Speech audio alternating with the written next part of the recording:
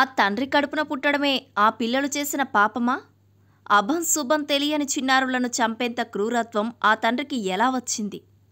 ఇలాంటి సంఘటనలు చూస్తే అసలు ఈ సమాజం ఎటుపోతుందో అర్థం కాని పరిస్థితి.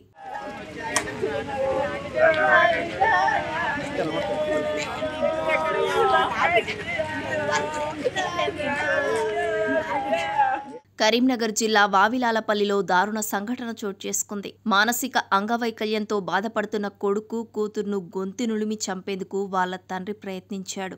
అంతేగాక కూల్ డ్రింక్లో విషం కలిపి ఆ పిల్లలకు ఇచ్చాడు. ఈ దారుణ సంఘటనలో కూతురు చనిపోగా కొడుకు కొన ఊపిరితో కొట్టుమిట్టాడుతున్నాడు. మంచిర్యాల జిల్లాలోని దండేపల్లి మండలం వెంకట్రావుపేటకు చెందిన మల్లేశం, పోచమ్మలు భార్యాభర్తలు. వీరికి మానసిక వైకల్యంతో బాధపడుతున్న ఓ కొడుకు కూతురు ఉన్నారు.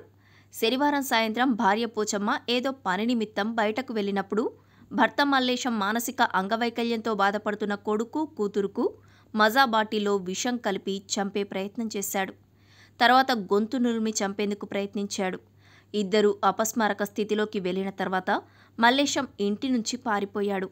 ఇంట్లో తల్లి పోచమ్మ లేని సమయంలో ఈ దారుణానికి పాల్పడటంతో పిల్లల గురించి ఎవరికీ తెలియలేదు.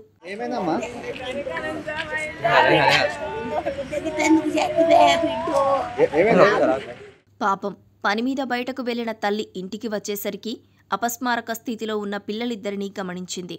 స్థానికుల సహాయంతో ఇద్దరినీ ఆసుపత్రిలో చేర్పించింది.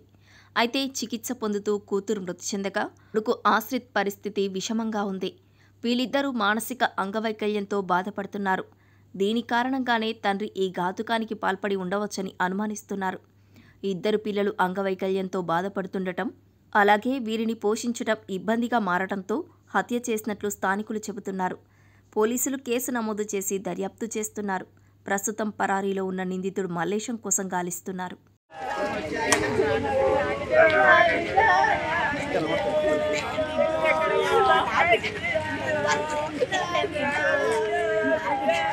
ఏమైందమ్మా?